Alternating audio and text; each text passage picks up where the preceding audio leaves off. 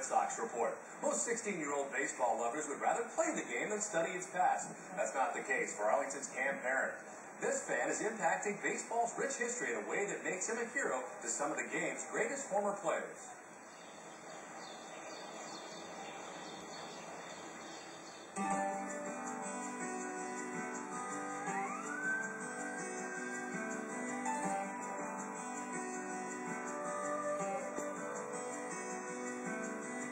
Perron first became interested in baseball players like many young fans with a baseball card collection. Early on, I used to just go to the store and buy packs of baseball cards of all the new players, and I would like trade them with my friends, just like in elementary or middle school. When the Red Sox won the World Series in '04, I started getting really into, meeting the players. So I started going to these autograph signings of the guys from the '04 team. There weren't many of these free appearances, so many of them would charge, like $100 at these autograph shows. And I wasn't really into paying that just to meet a player and stuff. So I think about 7th grade, this kid told me about writing to these former retired players through the mail. He told me about this website where you could get these addresses. So I wrote some letters out to these guys. And, within a few weeks, I would get these responses back from them. In 2007, Topps came out with this Allen and Ginter set, and they put a few of the Negro League players in there. I wrote to these 3 or 4 Negro Leaguers that were in the set, and they signed cards for me through the mail. And then eventually I started speaking with a few other guys about these Negro Leaguers, and we started just trying to pull up addresses on these guys and write letters to them and collect their autographs, There's a few of these ball players that put their numbers in there. One of them was this guy, Bill Bethea, and I spoke with him, and we ended up writing letters back and forth for a while. And it turns out he hadn't stayed in touch with any of his teammates. He never had any baseball cards and never really got recognized for playing. So he sent me some photos of himself from the 50s, and I turned it into like this homemade baseball card, and I would print them out on this cardstock paper and just cut them out by hand and send them to him. He was thrilled. He loved them.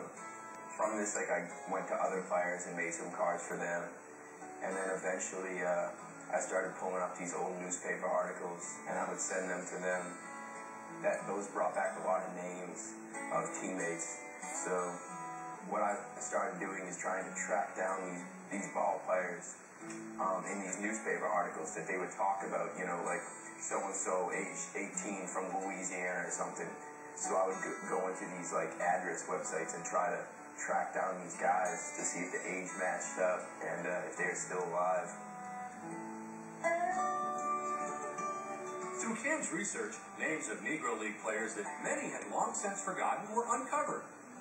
When I found my first ball player, I called up this guy, Dr. Avell in Texas, and I just wanted to tell him, I found this ball player that I don't think you have ever heard of. And after a while, we began calling each other quite frequently, He got a call from Major League Baseball saying how they got a letter from this guy named Paul Jones, who would like to apply for a pension. So he called me right after hearing about this, and we started working together. He said, we found 3 documented playing years for Paul Jones, but I need you to find a 4th. So I started going through these newspaper articles, and I found the 4th year. Cam recently attended a game at Fenway Park. Before first pitch, he shared his story with a few Sox. I mean, they all had one thing in common. They were never recognized for their playing, and they didn't have anything on their careers. So I started making it my goal to find all this stuff. I've tried to track down as many of these former ball players as I can. I've found about 85 to 90 ball players that previously no one's ever heard of. That's what's up, man. Yeah. That's real work right there. I think Mike Cameron seemed, pretty thrilled about the whole thing. He was getting really involved in the conversation. He seemed really interested. He took my information down and everything. wanted to get in contact with me. So it was a pretty good experience though, just going in the dugout when there's thousands of people just around Fenway Park, just sitting in their seats, and I'm here in the dugout with two ball players, you know. That's unbelievable. Within a week, you started getting money? Yeah. That's impressive, man. Yeah. That's awesome, man. I really, I know those guys are really happy about that, man. That's really impressive to get a story like that. I think it means a lot to them because, these guys are like, their grandfather or something, So, it's like helping their relatives almost get back together in a way. And this is something that a lot of these guys were forgotten and stuff, and I'm kind of getting them back in the game. And I think for these current guys, it's pretty amazing to see these old timers like get back in the game.